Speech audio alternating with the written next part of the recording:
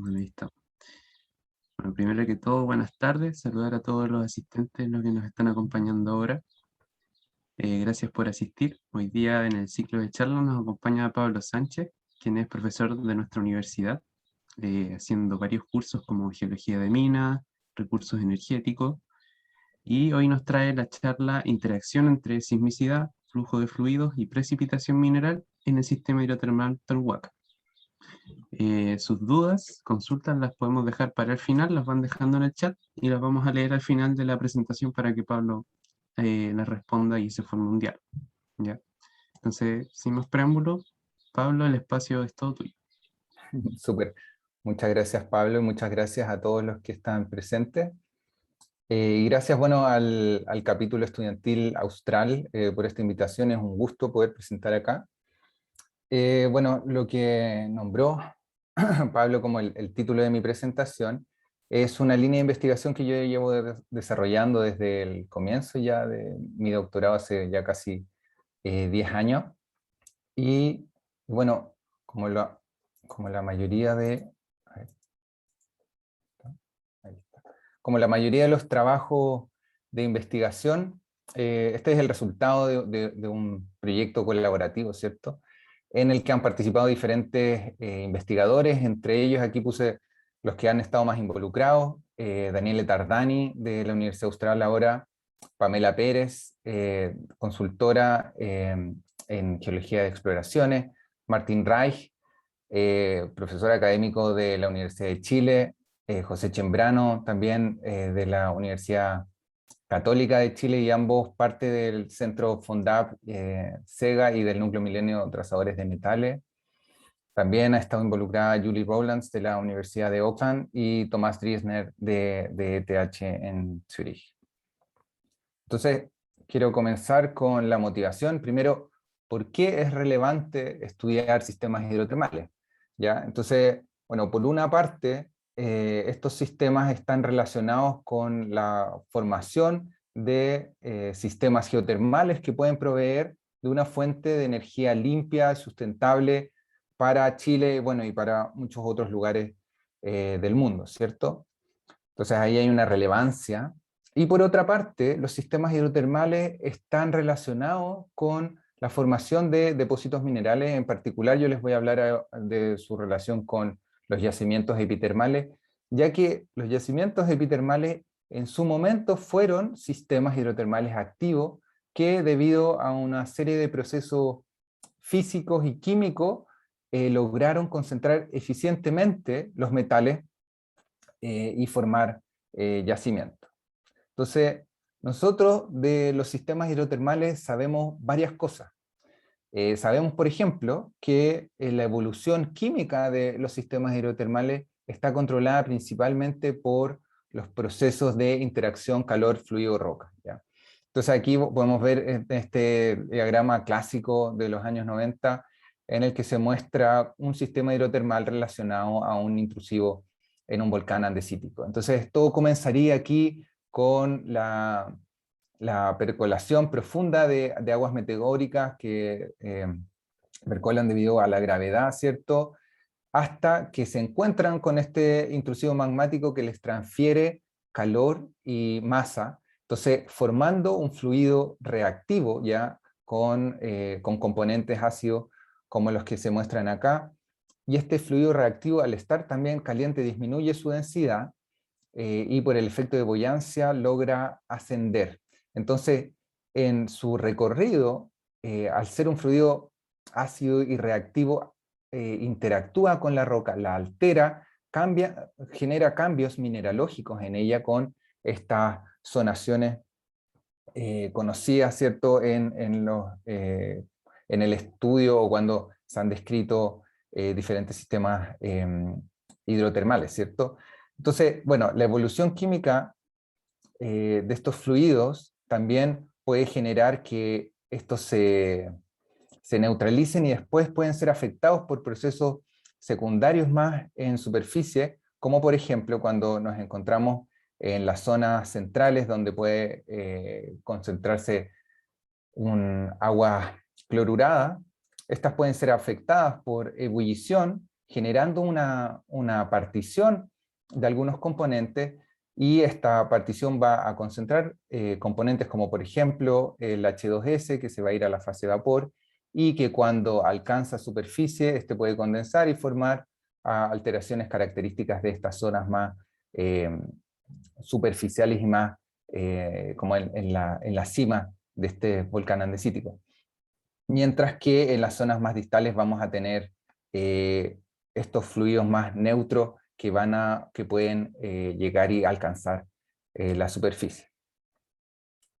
Otra cosa que nosotros sabemos de los sistemas hidrotermales es que la circulación de los fluidos está controlada principalmente por las redes de fallas y fracturas, una vez que la permeabilidad primaria fue sellada debido a la precipitación mineral, ¿ya? Eso es lo que trata de mostrar en este esquema, de cómo las redes de fallas y fracturas son dependientes de las direcciones de esfuerzos principales, y cómo en la dirección de sigma 2, ¿cierto? Aquí vemos sigma 1, el esfuerzo principal con una mayor magnitud, sigma 3 es el de menor magnitud, y sigma 2 es el de una magnitud intermedia, asociado o en la dirección paralela a sigma 2 es donde se va a favorecer la permeabilidad debido a la formación de estas fracturas tensionales.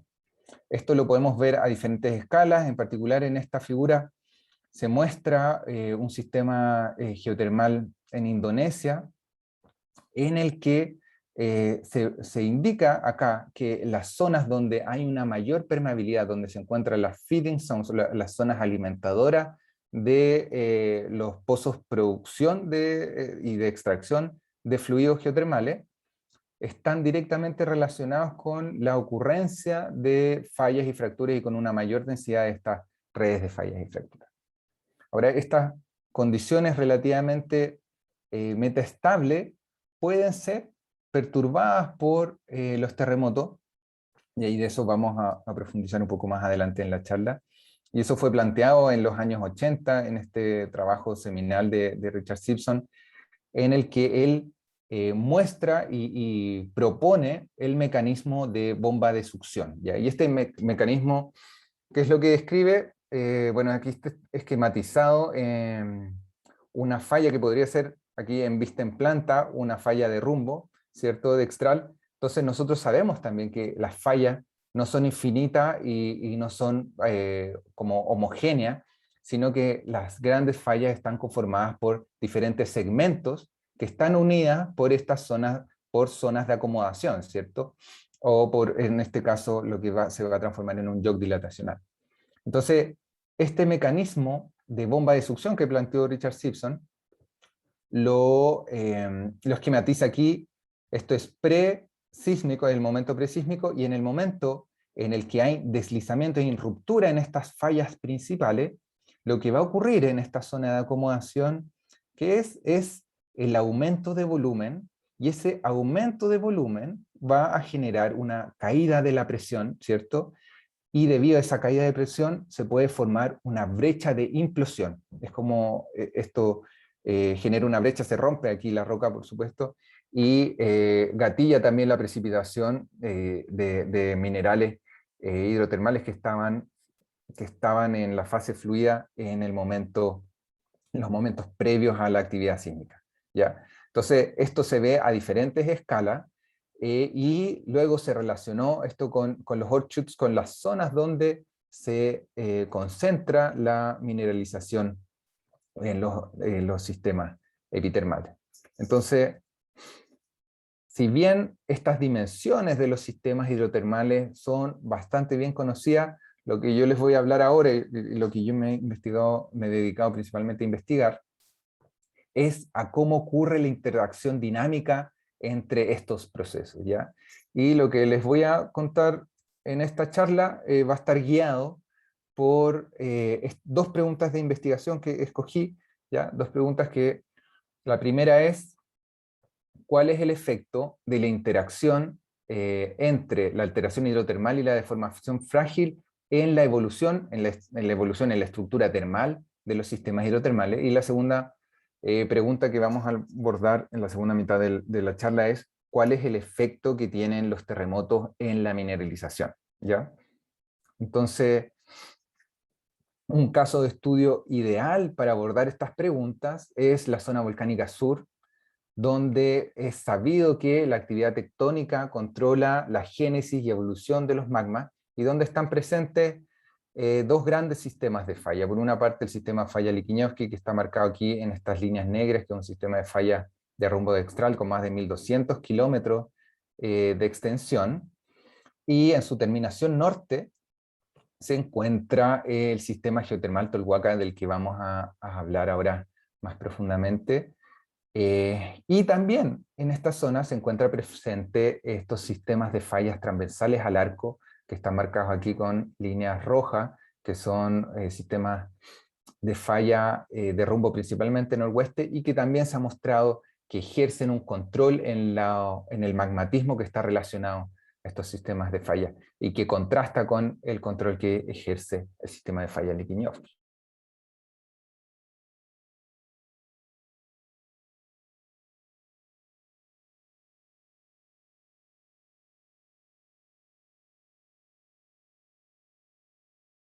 Volcán Lonquimay, y se muestran acá la serie de fuentes termales que están en la zona, y aquí la sismicidad que ha sido registrada. Este sistema geotermal es un sistema de alta entalpía que tiene un contenido rico en metales en una zona tectónicamente activa, como les comentaba recién, y que no ha sido afectada por la actividad, por la producción geotermal, y lo que lo hace idóneo como para investigarlo. Entonces, de este sistema nosotros pudimos obtener diferentes fuentes de información, y entre ellas pudimos constreñir cuáles son las redes de falla y fractura a partir del estudio de un testigo de roca del sondaje Tolhuaca 1, que tiene más de 1000 metros de extensión, 1000 metros de profundidad, y que en la base alcanza cerca de 300 grados de profundidad. Con este sondaje pudimos constreñir, por una parte, datos estructurales, ya, datos del deslizamiento de la falla, y por otra parte, el contenido mineralógico. Y bueno, hay otros trabajos que pudieron realizar una reorientación de estos datos estructurales y obtener, en el fondo, los tensores de esfuerzo en profundidad para el sistema. Otra cosa que logramos hacer es constreñir las condiciones de presión, temperatura, entalpía y composición química a partir del estudio de pozos. Tuvimos acceso a los pozos, al logueo de temperatura de 4 pozos profundos, y también logramos obtener una muestra del fluido profundo durante una prueba de pozo de uno de estos. Entonces obtuvimos una muestra del fluido en profundidad. Por otra parte, pudimos constreñir cuáles son las condiciones pasadas de presión, temperatura, entalpía y composición química mediante el estudio de inclusiones fluidas, que son estas pequeñas alicuotas, pequeñas gotas de fluido que quedaron atrapadas durante el crecimiento mineral, y que uno puede, por una parte, establecer esta temperatura de homogeneización que se aproxima a la temperatura de atrapamiento, y por otra, se pueden ablacionar, se puede perforar, de cierta manera, como taladrar este mineral hasta obtener una porción muy pequeña de este fluido y pasarlo por un espectrómetro de masa para conocer cuál es su composición química. Finalmente, otra cosa que logramos establecer fue la evolución, y sobre este caso voy a profundizar un poco más en esta charla, fue establecer la evolución de las condiciones de presión, temperatura y entalpía mediante la simulación numérica de los sistemas con modelos numéricos del transporte de calor y de fluido, como en Aerotherm, que les voy a mostrar más adelante. Entonces, lo primero que nosotros hicimos y reconocimos fue, a partir del estudio de este sondaje de este Tolhuaca 1, fue la segmentación estructural y mineralógica del sistema, en que en la parte más superficial reconocimos las asociaciones minerales de alteración argílica, y en esta zona más superficial está dominado por la presencia de fracturas abiertas. También reconocimos después una zona con una asociación supropilítica, una zona rica en arcilla, en que ya dejaron de haber estas fracturas abiertas y comenzó a ser más frecuentes las fallas propiamente tal. Y a mayores profundidades distinguimos una asociación mineral con alteración propilítica, donde había una mayor presencia de vetas, que en el fondo estas vetillas en algún momento fueron fracturas abiertas que después fueron selladas, ¿cierto? Y identificamos menos presencia de fallas. Entonces, a partir de esto, realizamos un estudio en que tratamos de ver cómo cambiaban las propiedades mecánicas de las rocas debido a esta alteración. Y bueno, no voy a entrar en detalle ahora, pero quiero que se queden con estas dos ideas fuerza, que son las que voy a utilizar para los siguientes resultados. Y estas ideas fuerzas son que, por una parte, esta zona rica en arcilla lo que hace es promover la reactivación de fallas preexistentes sin cohesión, porque están como de cierta manera lubricadas por las arcillas, ¿ya? Entonces, y eso lo que hace es inhibir la generación de nuevas fracturas abiertas y que por lo tanto inhibe la formación de permeabilidad. Entonces se mantiene como una zona baja en permeabilidad. Mientras que por otra parte, las asociaciones propilíticas, al mantener las propiedades mecánicas de una roca cohesiva, logran sostener la cohesión y permite la generación de nuevas fracturas una vez que esta permeabilidad fue sellada debido a la precipitación mineral. Entonces aquí les dejo dos trabajos que son, bueno, complementarios a lo que les voy a mostrar ahora.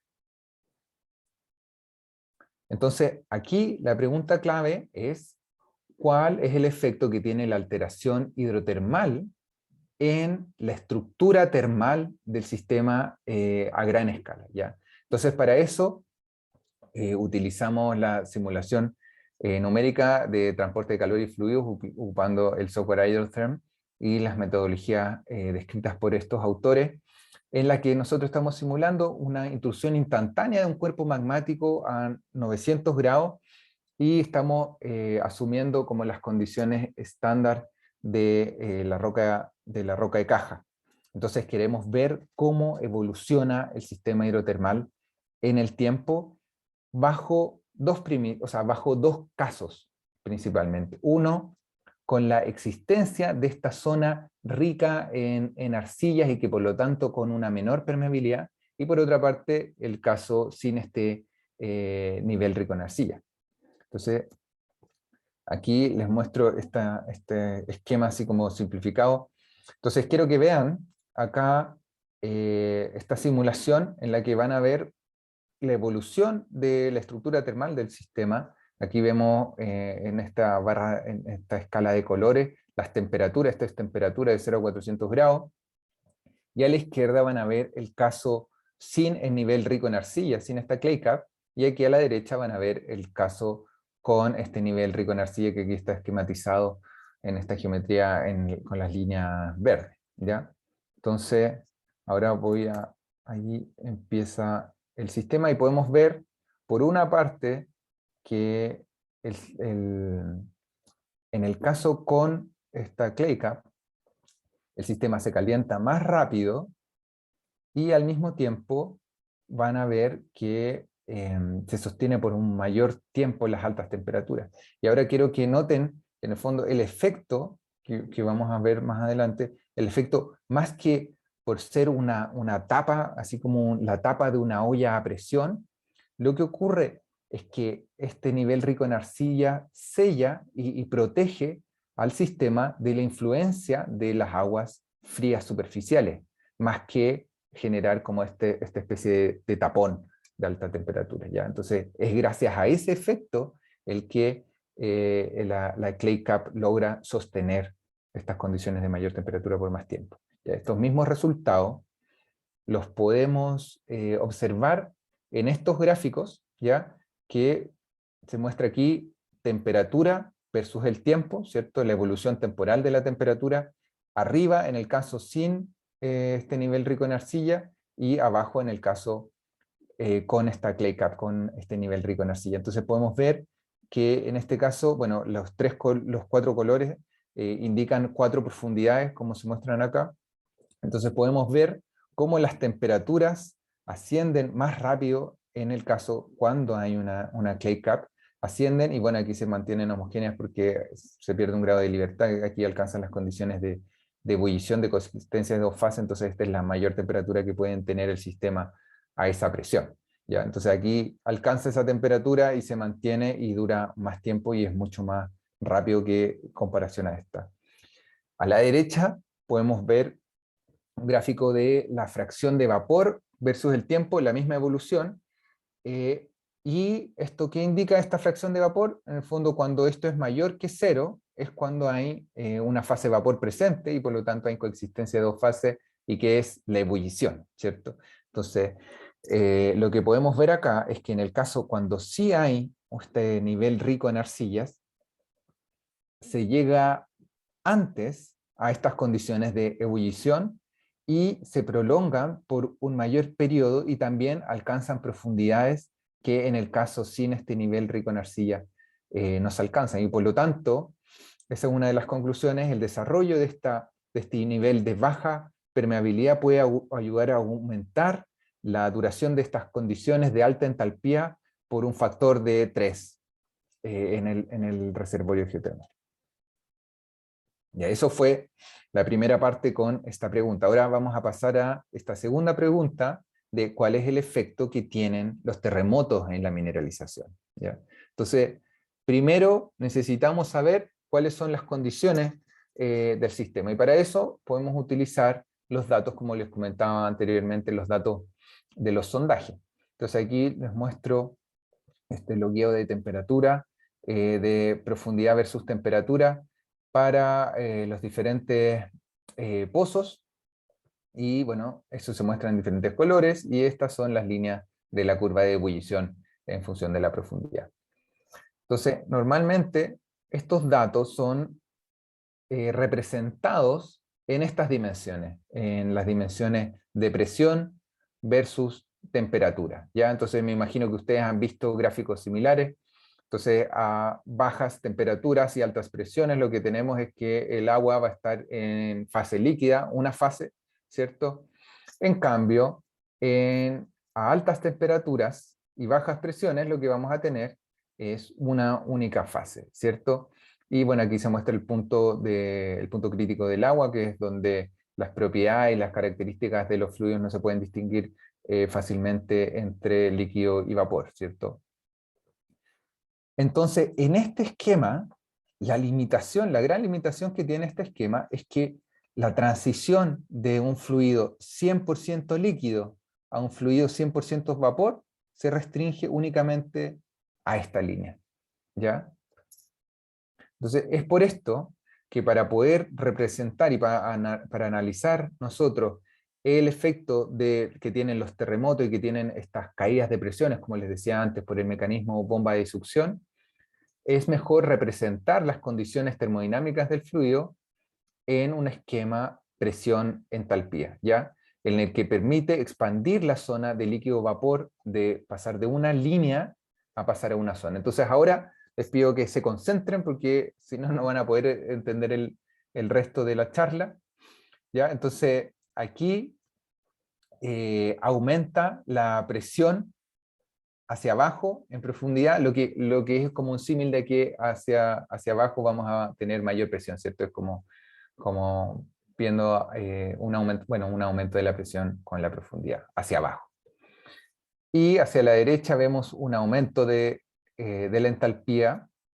Entonces aquí podemos reconocer, este es el campo L, que es el campo 100% líquido, este es el campo B, 100% vapor, el punto crítico del agua, y en esta zona azul es la zona que expandimos de líquido más vapor, que aquí estaba restringido solo a una línea, acá va a estar expandido, ¿cierto? Entonces aquí tenemos la zona donde hay 100% líquido en esta línea, y aquí, bueno, vamos a tener un 1%, un 10% de vapor. Esta es la línea que marca un 50% de líquido y 50% de vapor, y aquí, bueno, también vamos a llegar a la 100% vapor.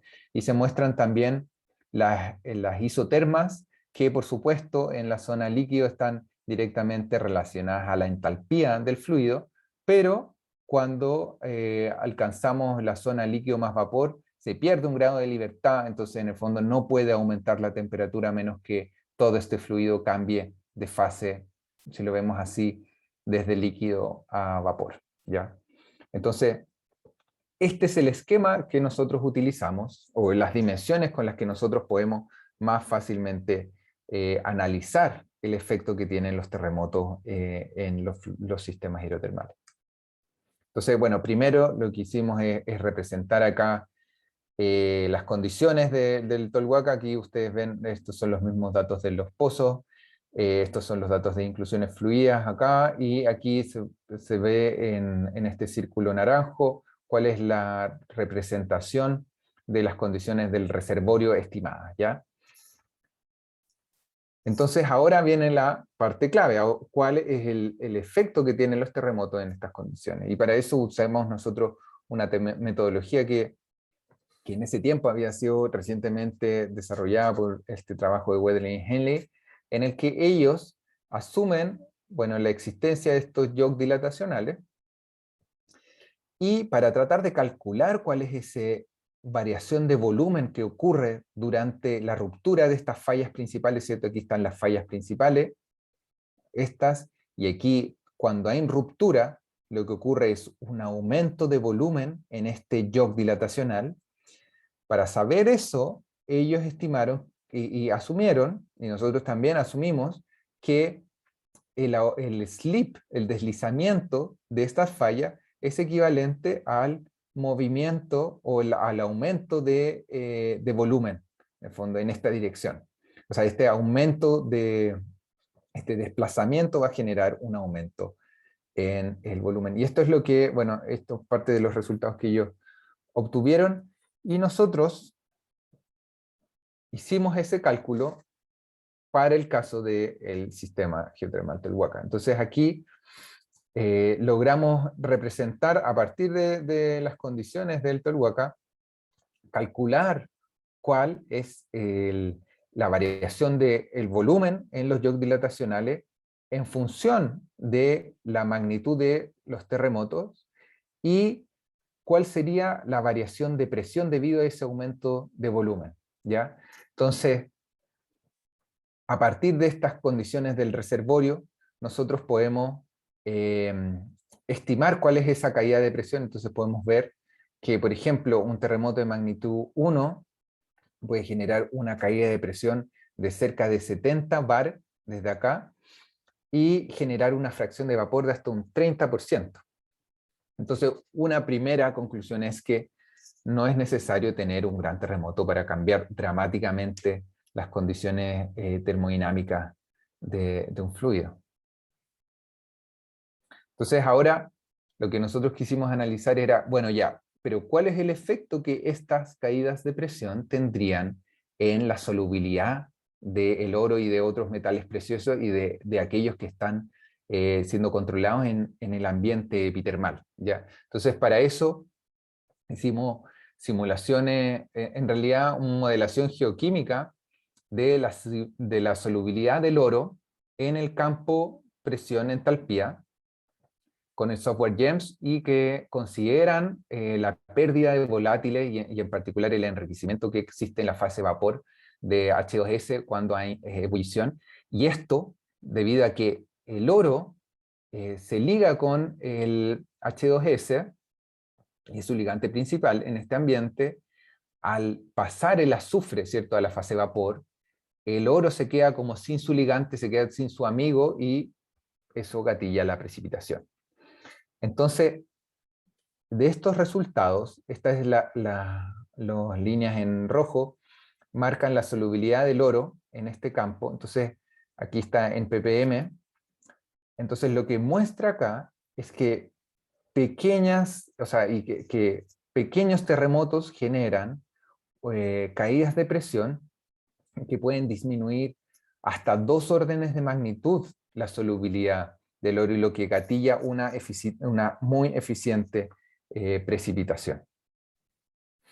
Entonces, aquí también podemos identificar que hay una región, lo que nosotros llamamos como una ventana óptima, en la que fluidos, si están bajo estas condiciones, perturbados por pequeños terremotos, pueden gatillar la precipitación muy eficiente del sistema, y eso coincide notablemente con el rango de condiciones en las que se registra la existencia de epitermales. Entonces, otro de los cálculos que nosotros hicimos fue tratar de cuantificar esa eficiencia, ¿ya? Entonces aquí, bueno, podemos ver, si es que nosotros partimos de estas condiciones, calculamos ya cuánto del oro que yo tengo disuelto en un fluido va a precipitar, si es que genero este camino, ¿cierto?, con una caída de presión adiabática debido a la actividad sísmica, o versus este camino que va a ser debido a un enfriamiento a la misma presión. Entonces, lo que podemos ver es que un terremoto de magnitud 1 es más eficiente en gatillar la precipitación de todo el oro disuelto en ese fluido, es más eficiente que una caída de temperatura de hasta 150 grados. ¿Ya?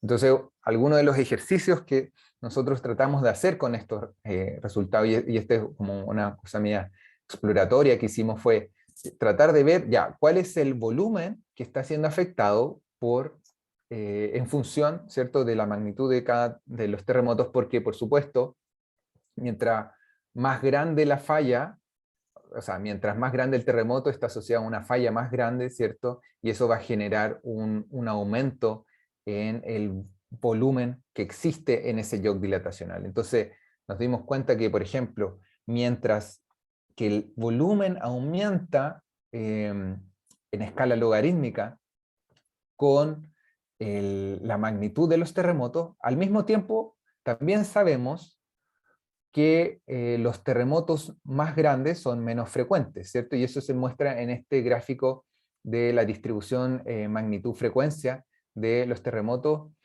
en que, bueno, por ejemplo, aquí mostramos lo que ocurre en el sistema de fallas Liquiñoski, estas líneas rojas. Entonces, sabemos que los terremotos más grandes son significativamente menos frecuentes, ya en un año acá, que los terremotos más pequeños. Entonces quisimos ver cómo se contraponen estas dos fuerzas, y combinamos las dos cosas y logramos como hacer un cálculo estimativo, en fondo, de cuáles son las tasas de precipitación que habría y cómo se contrapone el efecto de un mayor volumen versus una menor frecuencia para los terremotos más grandes, y viceversa, o el menor volumen, pero mucha mayor frecuencia de los terremotos más pequeños. Entonces ahí, como ejercicio, vimos y pudimos, bueno, esto se puede calcular si uno asume una concentración del fluido, o sea, una concentración de oro en el fluido, podemos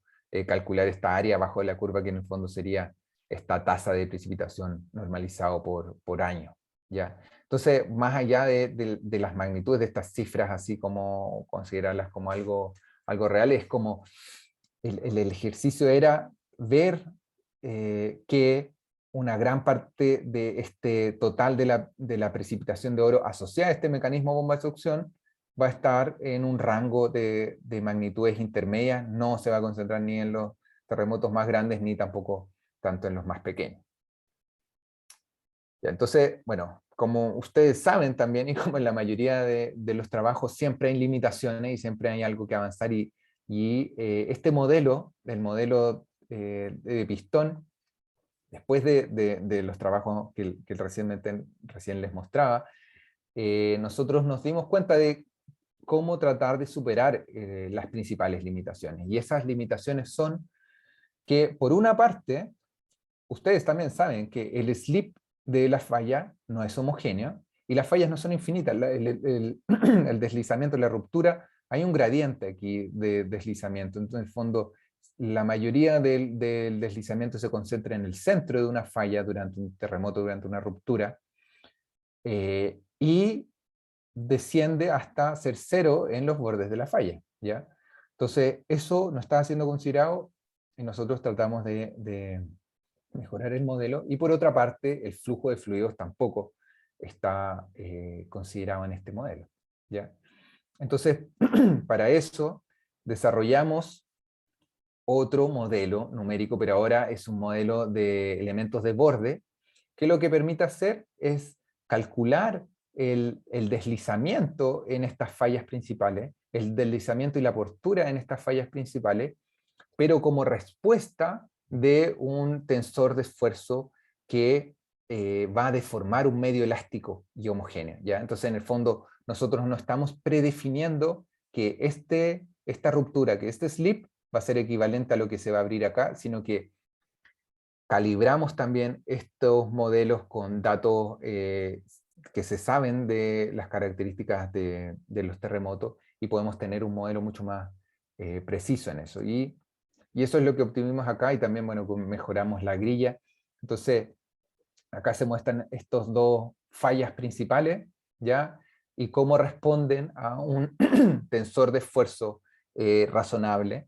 Y ahí podemos ver cómo en el centro se acumula, con estos colores blancos, se muestra que aquí está concentrado gran parte de la ruptura y que eso disminuye hacia los bordes. Entonces vemos ese efecto que es mucho más cercano a la realidad de un gradiente del slip, ¿cierto?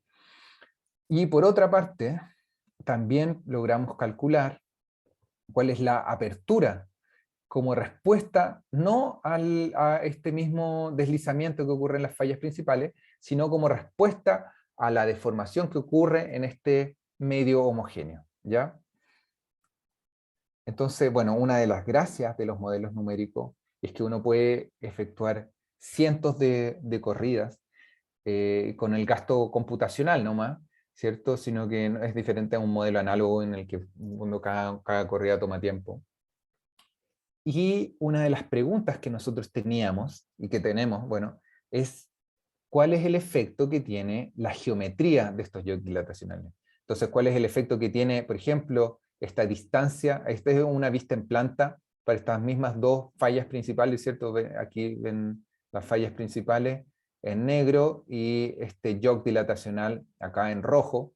Entonces, queríamos ver cómo cambiaba la apertura en particular, cómo cambia la apertura si es que nosotros aumentamos este distanciamiento entre estas fallas principales, o qué pasa si aumentamos el distanciamiento en esta dirección, ¿cierto? Y cambiando, por lo tanto, el ángulo, ¿ya? Entonces, bueno, aquí les muestro como una esquemita de varias de las corridas que nosotros hicimos, después densificamos mucho esto en estas dimensiones entre la separación y esto que nosotros llamamos el underlap y overlap. Entonces hicimos cientos de corridas y computamos cuál es la apertura, porque ese es el parámetro clave, esa apertura es el parámetro clave para estimar cuál es la caída de presión asociada a esa ruptura, ¿cierto?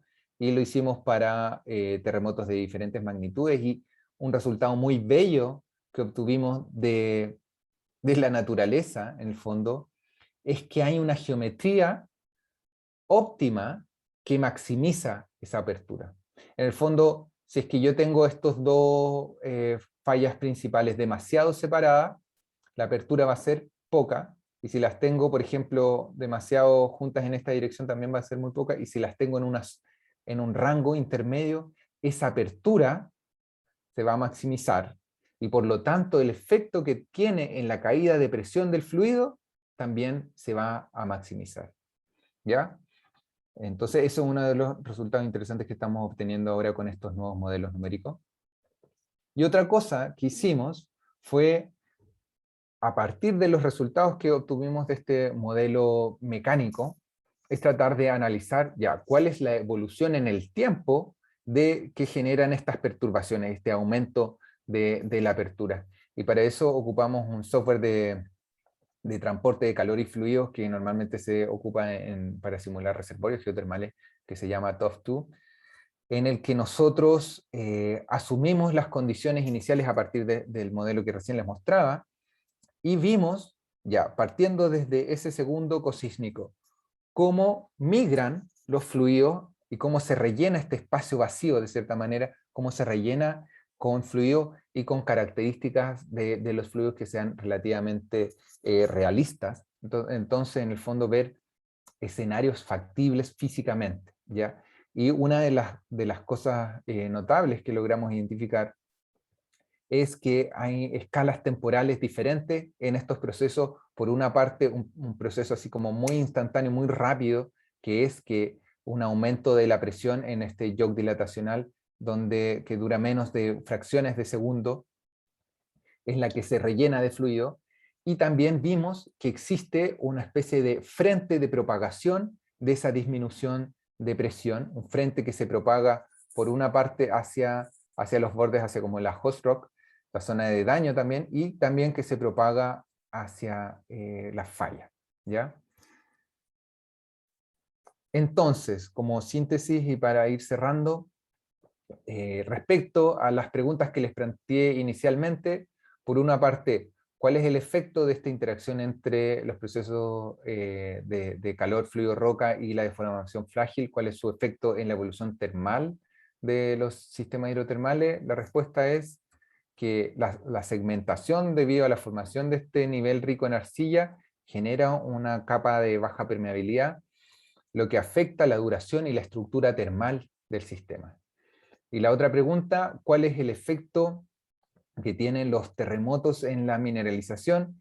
Y bueno, la respuesta que nosotros tenemos es que los terremotos, incluso los terremotos de pequeñas magnitudes, pueden generar una gran caída de presión en el sistema hidrotermal, gatillando la precipitación de oro, y también logramos identificar estas condiciones como óptimas, ¿cierto?, para la precipitación mineral, de oro, en realidad.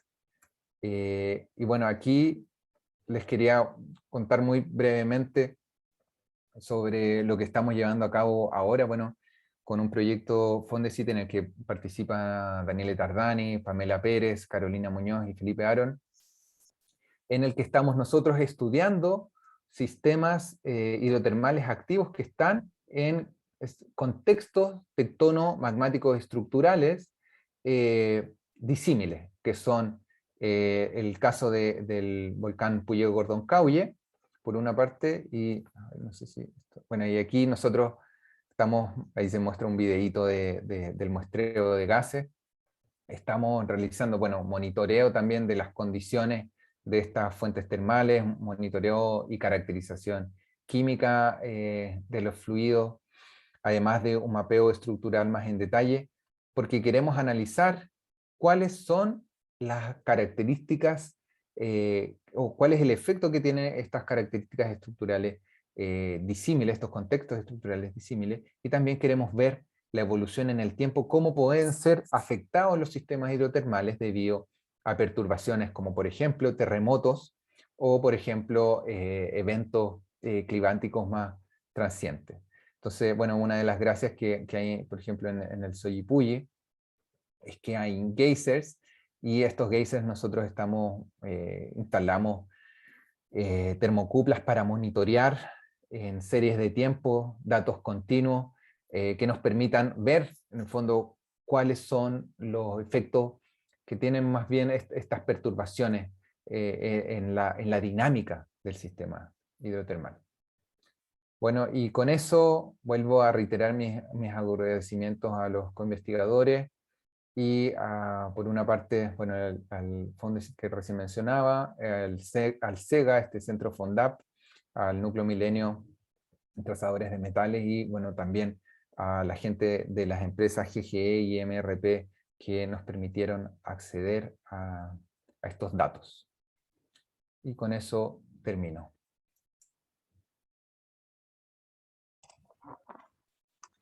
Bueno, Pablo, muchas gracias por la charla, estuvo súper buena. No sé si hay preguntas de los asistentes. Ahí algunos mandan su aplauso por las reacciones.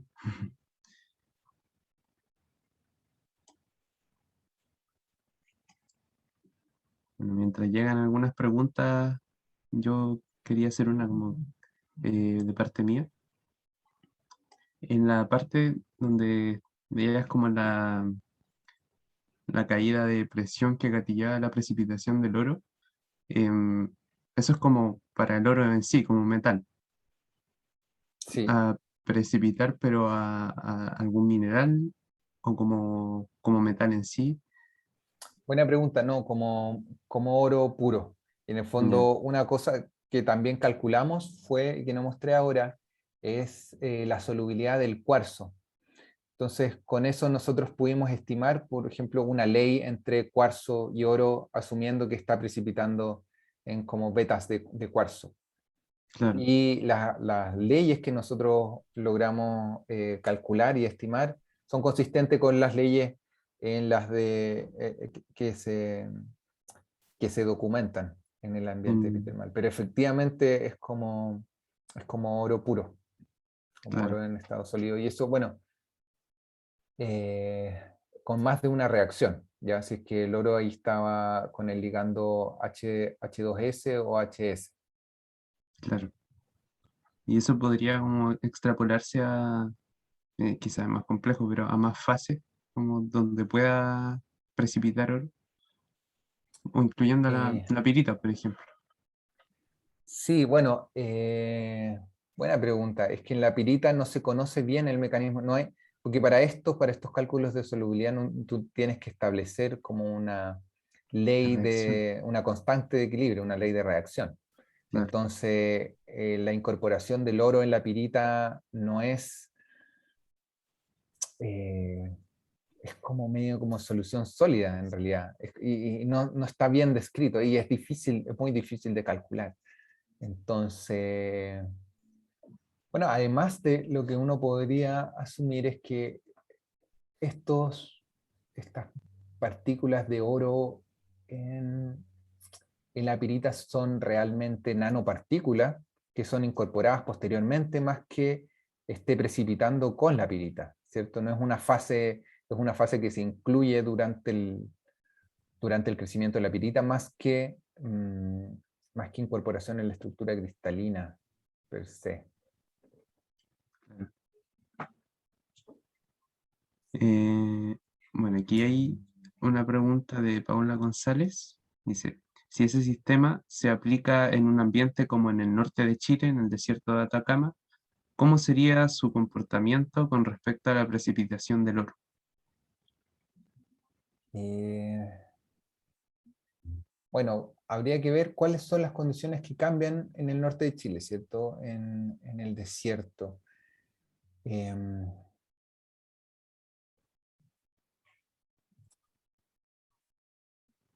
sea, el mecanismo en sí no va a cambiar. Lo que sí cambia es, por una parte, cuál es el contenido de oro en los fluidos y por otra parte, cuál es la actividad sísmica que está presente ahí. ¿Ya? A ver si...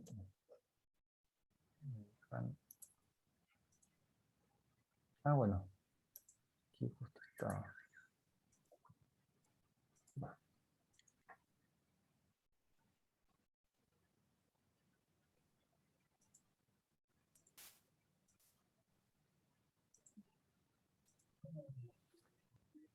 Nosotros quisimos igual en un momento tratar de compararlo con otros casos, y eso es lo que muestra un poquito este gráfico en el que tenemos principalmente esas dos variables. ¿Ya?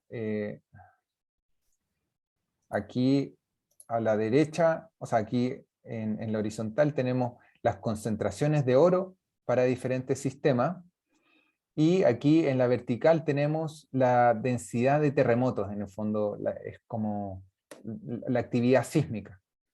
Entonces, acá pusimos, bueno, porque estos son dos de los parámetros que van a estar controlando, ¿cierto?, esta tasa de precipitación de primer orden. ¿Ya? Entonces, por una parte está aquí la concentración de oro, lo que les decía recién, y muestro estas líneas que en el fondo son, por una parte, el Tolhuaca, la Taupo Volcanic Zone, la IR, que es un sistema geotermal activo donde hay un epitermal. Esta es la solubilidad máxima teórica, Y aquí, por ejemplo, con respecto a, a la pregunta, tendríamos que poner cuál es, en el fondo, la concentración de ese fluido, ¿cierto? De ese sistema activo. Y por otra parte, aquí tenemos en el otro eje la sismicidad, que es la sismicidad relativa. ¿Ya? Entonces aquí esto está normalizado a la sismicidad del Tolhuaca y está comparado con lo que hay en este sistema en Salton Sea, en Grecia, en Milos, y en la Taupo Volcanic Zone en Wairaki, específicamente en Nueva Zelanda. Entonces tenemos esas dos variables y aquí estas cajas rojas simbolizarían un poquito más o menos esas condiciones. Entonces, en el caso del desierto de Atacama, tendríamos que restringirnos y, o sea, restringir esas condiciones y encontrar cuál es la caja roja para ello. Y en el fondo, con esas podemos calcular una tasa o estimar de grueso modo una tasa de precipitación de primer orden, ¿ya? Eh, que, eh, que nos indica, por supuesto, que mientras mayor sea la densidad de terremotos y mientras mayor sea la concentración de oro en el fluido, vamos a tener unas tasas de precipitación más eficientes. Entonces, respecto a esa pregunta, habría que tratar de situar dónde está esa zona del desierto de Atacama y también el contenido de oro en los fluidos activos no necesariamente está controlado por la solubilidad, sino que puede haber un enriquecimiento previo y son las características de ese sistema magmático, ¿cierto? Entonces, habría que constreñir eso y por otra parte, la densidad de terremotos. No sé si responde más o menos la pregunta.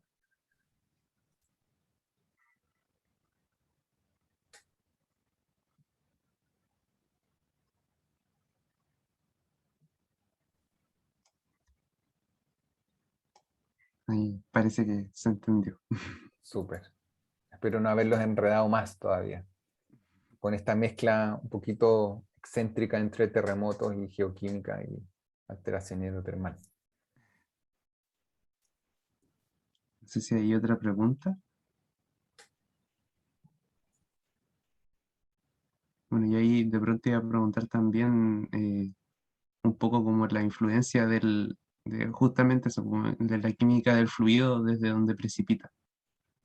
Si algo particularmente enriquecido en oro tendría como alguna influencia en específico, lo Es, que comentaba recién. exacto. Bueno, esa es una pregunta clave que también, eh, mm, ¿qué es lo que se ha preguntado la gente que está muestreando y analizando la química de los fluidos en profundidad, ¿cierto? ¿Hasta qué punto es esa la química la que está gatillando efectivamente la formación de este tipo de yacimientos? Y muchas veces, o sea, por una parte, la respuesta es, no, eso no es el único, ese no es el único control, ¿ya? Mm, Y eso está súper interesante, porque en el fondo, si uno lo mira solo desde la perspectiva geoquímica, yo digo, ya bueno, donde hay fluidos más ricos en oro, solo ahí van a formar yacimientos. Pero no es así, es donde yo tengo fluidos relativamente ricos en oro y tengo mecanismos eficientes de precipitación, donde yo voy a formar yacimientos. ¿Ya? Entonces, claro.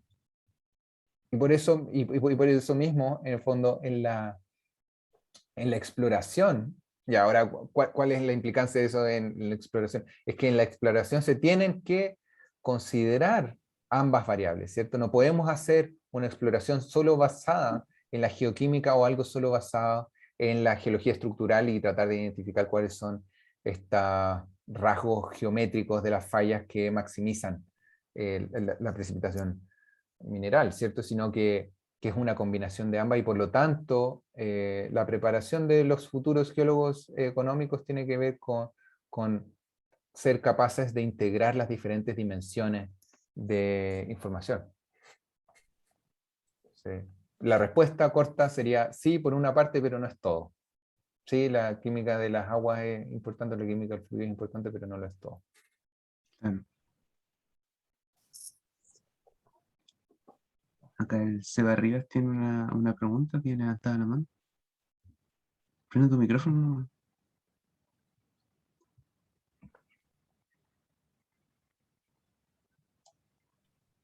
Ahí sí, ¿me escuchas? Es que no podía Sí, aprenderlo por mí mismo. ahí está. Sí. Mi pregunta tiene que ver como en este modelo, con la recarga del oro en los mismos fluidos, porque hay otra variable que es como el tiempo, ¿no? Entonces mi pregunta es como, ¿cómo se representa eso? Porque me imagino que cuando precipita el oro, se pierde del sistema en el fondo. Entonces hay como nuevas inyecciones de fluidos con oro y quizás como que hay otros aspectos, como no sé, nuevas inyecciones magmáticas, como durante el tiempo y durante los miles de años quizás la geometría de las fallas va cambiando. Igual, sí, pues como que el modelo quizás no es como aplicado como a lo largo de todos los miles de años, porque es como específicamente para una geometría de la falla cómo se comporta en el fondo el desplazamiento.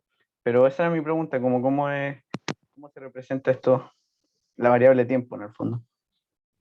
Creo que esa es una excelente pregunta y de hecho es algo que nosotros mismos no estamos cuestionando, porque tiene que ver con también cuál es el fluido que efectivamente está cambiando de fase, ¿ya? ¿Cuál es el volumen del fluido que está cambiando de fase acá? Porque no necesariamente es el que está ocupando ese shock dilatacional, sino que puede haber un frente de disminución de presión y de ebullición que se expanda a los bordes, ¿cierto? Y que eso también, ¿de dónde está siendo alimentando ese fluido? Y que yo creo que ahí viste en el clavo, Sebastián, en términos de que si es que nosotros necesitamos como una inyección constante de estos fluidos, a mi parecer sí. Yo creo que en el fondo los depósitos epitermales se forman como no con un único pulso y no con un único terremoto, sino que con las condiciones geológicas óptimas que favorecen que esas condiciones se mantengan, o sea, que esas características y que esos procesos transientes se mantengan y se repliquen, ¿ya? Entonces, eh, más allá de ver el proceso como único y algo y que tiene que también ver con una de las perspectivas de la formación de yacimientos, ¿cierto? Que es como es como el episodio catastrófico que gatilló la precipitación de todo y después tenemos el yacimiento y se acabó. O, en el fondo, logramos encontrar esas condiciones para que haya una constante inyección de fluidos ricos en oro, para que hayan constantes terremotos que gatillen la precipitación mineral y que haya, en el fondo, ya, eso por una parte, ¿cierto? Necesitamos esas condiciones óptimas que se autofavorezcan. Y por otra, los modelos que nosotros estamos haciendo, que son hipersimplificados, no consideran esa evolución, o la consideran así como parcialmente. Se Acá, por asume como una ejemplo, tasa constante como de oro en el fluido, en el fondo. mm, bueno, en realidad ni siquiera, porque este modelo es un modelo de transporte de calor y fluido, y aquí nosotros no estamos haciendo un modelo geoquímico, es como que tenemos el TOF2, pero no lo estamos acoplando al FRIXI, por ejemplo, que sería una forma, o al TOF React, que sería una forma de modelar también la solubilidad del oro acá. Y no lo hicimos porque eso es complejo, porque para eso hay que incorporar en realidad cuáles son los parámetros de solubilidad en las bases termodinámicas de estos programas que no están incorporados naturalmente o que los modelos son más bien simplistas. Y además que eso, hacer una modelación como acoplada, tiene muchos parámetros, es un juego muy amplio en términos de que hay muchas perillas que mover y que en el fondo no necesariamente van a estar dándote resultados tan sensatos y no voy a estar ganando precisión, sino que nuestra perspectiva es luego de que terminemos este modelo, hacer un análisis como desacoplado en términos de que vamos a ver aquí cuánto es el fluido que ebullió o que cambió de fase y que en realidad ni siquiera ebullió porque esto es el proceso se debería llamar flashing, que es esta cambio de fase debido a la caída de presión. Entonces vamos a calcular cuál es ese volumen que cambió de fase, volumen de fluido que cambió de fase, y a partir de eso podríamos calcular si es que tiene una concentración dada, cuánto podría haber precipitado. ¿Ya?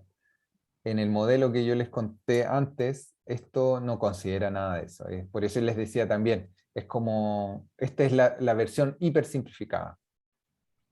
Ahora estamos en un modelo bastante más sofisticado, bastante más preciso, pero tampoco llegamos al nivel de sofisticación como para incorporar transporte de fluidos reactivos. Y yo creo que eso está a otra escala y va a ser otra generación la que la haga, no creo que va a ser nosotros. Claro, como otro tipo, otro sería como hacer otro tipo de modelo de transporte reactivo para evaluar eso. Exacto, y bueno, y se puede ocupar un poco nuestros propios resultados como condiciones iniciales, ¿cierto? Como la variación del volumen, el aumento de la presión, y aquí el parámetro clave y lo que tomó mucho tiempo de hacer es como un modelo sensato de calcular cuál es la presión inicial en el sistema, ¿ya? Es como ocupando las propiedades, las ecuaciones de estado del agua, calcular cuál es la presión, la presión sí, y las características de un fluido que cambia de volumen, cómo lo hace debido a esta apertura. Eso nos tomó bastante tiempo en modelar, en calcular, en hacer un modelo eficiente, o sea, en hacer un script eficiente para calcularlo. Claro, sí, pues como la pérdida de volumen con el desplazamiento que está relacionado a la presión.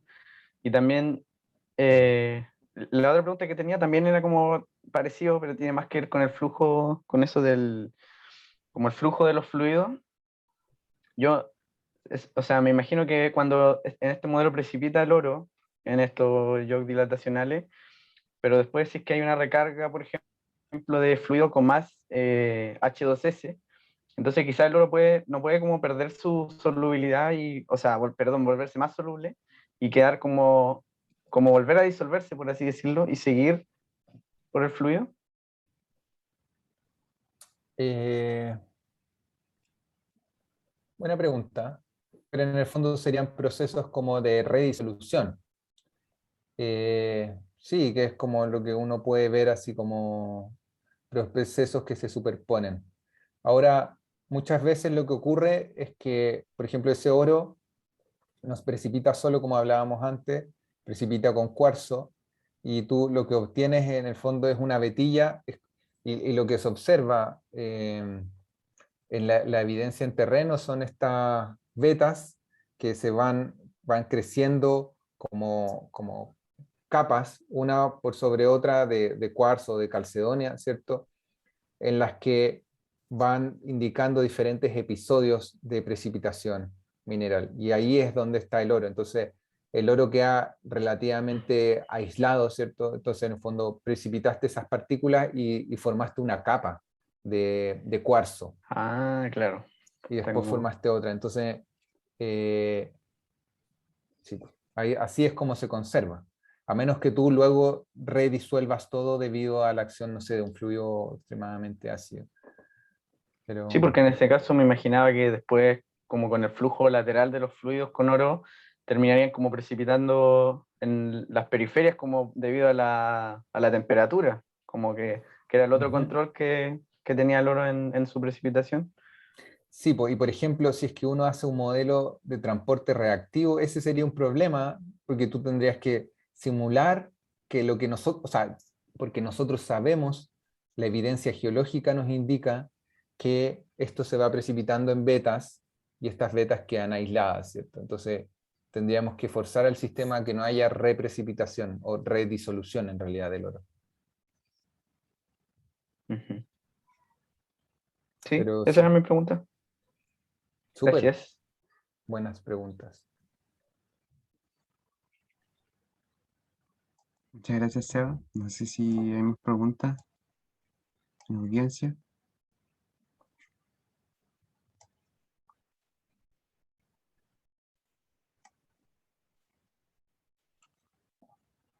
¿Alguna manita levantada por ahí? Parece que no.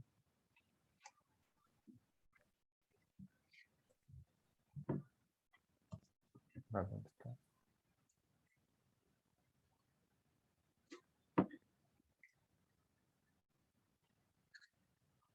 Y hace rato está bonita ahí la foto. Ya. Bueno, entonces vamos a dar por finalizada la charla de hoy. Agradecer a los que nos acompañaron hoy día y sobre todo agradecer a Pablo por la tremenda charla que se sacó. Y nos estamos viendo entonces en próximas ocasiones. De hecho, mañana parece que hay otra charla. No sé, Álvaro, si me puedes confirmar. Lunes. El lunes tenemos una charla con Ah, ya, Gisela Palma sobre los IOA. ya, Así que ahí nos estaremos viendo. bueno. Entonces, gracias a todos. Muchas gracias. Excelente. Gracias, Pablo. Chao, chao. Chao. Muchas gracias. Nos vemos. Un gusto.